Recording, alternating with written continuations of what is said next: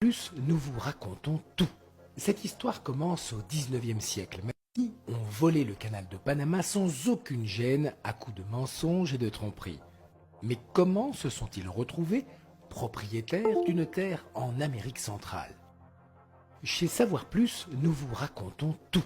Cette histoire commence au XIXe siècle, même si bien avant cela, il était déjà évident qu'il était nécessaire pour le commerce international d'avoir un passage entre l'océan Pacifique et l'océan Atlantique. Si l'on regarde la carte, on peut voir qu'il y a une petite bande de terre qui semble idéale pour construire un canal, n'est-ce pas? Eh bien, en réalité, ce n'est pas si facile, car il s'agit de 80 km de territoire, une distance considérable. Cependant, Ferdinand de Lesseps, l'ingénieur français responsable du canal de Suez, prétendait avoir la solution. Excavé dans le sol, que nous avons déjà mentionné jusqu'à atteindre le niveau de la mer. La tâche s'est avérée titanesque, car de Lesseps avait l'exemple du canal égyptien, mais là-bas, le terrain était un désert plat, facile à creuser. Malgré cela, le projet a commencé et des milliers de travailleurs migrants sous-payés ont dû commencer à creuser le sol. Tout cela avec des outils rudimentaires. Mais ce n'était pas tout. La chaleur épouvantable les éprouvait constamment. La situation est devenue très compliquée, car les moustiques ont commencé à faire leur apparition, et avec eux, plusieurs maladies. Environ 40 à 50 travailleurs perdaient la vie chaque jour, c'est-à-dire qu'environ 20 000 personnes ont péri. Ainsi, en 1889, le plan a pris fin et la France l'a abandonné sans le terminer. Mais un autre ingénieur français avait une brillante idée qui a été cruciale dans l'incroyable et effrontée usurpation des États-Unis au canal de Panama. Et chez Savoir Plus, nous allons vous raconter l'histoire. Philippe Bunau-Varilla était obsédé par le projet et ne voulait pas perdre tout l'argent qu'il avait investi. Et c'est là que les États-Unis font leur apparition dans notre histoire. Au départ, les États-Unis élaboraient le projet du canal du Nicaragua. Et c'est là que Philippe a vu une incroyable opportunité qui s'offrait à lui.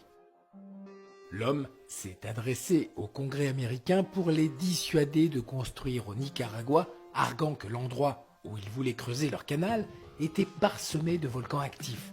Et pour appuyer davantage son argument, le Français leur a expliqué qu'à côté de l'endroit où il pensait construire se trouvait le volcan Momotombo, qui avait récemment fait éruption. L'ingénieur leur a même montré des timbres nicaraguayens représentant ces volcans en éruption, ce qui a fini par convaincre les États-Unis de ne pas construire là-bas. Philippe a dit aux Américains que les Français avaient déjà commencé à travailler sur un projet similaire au Panama. Cependant, les États-Unis avaient leur réticence car ils savaient que le Panama faisait partie de la Colombie et les Colombiens n'appréciaient guère l'ingérence de leur pays en Amérique latine et dans le reste du monde. Mais Philippe avait une longueur d'avance. Il avait déjà une conspiration élaborée dans sa tête. La première partie de son plan consistait à parler aux Panaméens. L'ingénieur français leur a dit que tout ce qu'ils avaient à faire était de le nommer ambassadeur et qu'il se chargerait de tout le reste. Mais pourquoi était-il si important qu'il devienne ambassadeur? Et comment tout cela a-t-il à voir avec un vol de la part des États-Unis? Chez Savoir Plus, nous vous révélons tout. Bien que le gouvernement américain ne soit pas totalement convaincu, Teddy Roosevelt, le président de l'époque, avait de grandes aspirations expansionnistes et croyait fermement au plan de l'ingénieur français. Tout ce dont Philippe avait besoin de la part des Américains était que le jour de la révolution panaméenne, les troupes maritimes des États-Unis empêchent l'avancée colombienne. En novembre de l'année 1903, Philippe dit aux Panaméens qu'ils sont libres de se soulever et de déclarer leur indépendance. Et en même temps, Roosevelt envoie ses navires militaires à la frontière entre la Colombie et le futur Panama. Les Colombiens n'ont alors pas eu d'autre choix que d'accepter la situation, car la puissance militaire américaine était écrasante. Et comme Philippe l'avait planifié, le Panama s'est déclaré un pays indépendant. Bien sûr, les premiers à les reconnaître comme tels étaient les Américains. Alors, sans rien dire aux Panaméens, il a conclu en secret un accord avec les États-Unis pour leur céder ce territoire, maintenant que le Panama était une nation indépendante. Et comme Philippe était l'ambassadeur du Panama, il avait le pouvoir de faire une telle chose. La flotte américaine est alors arrivée pour réclamer les terres qui leur appartenaient désormais.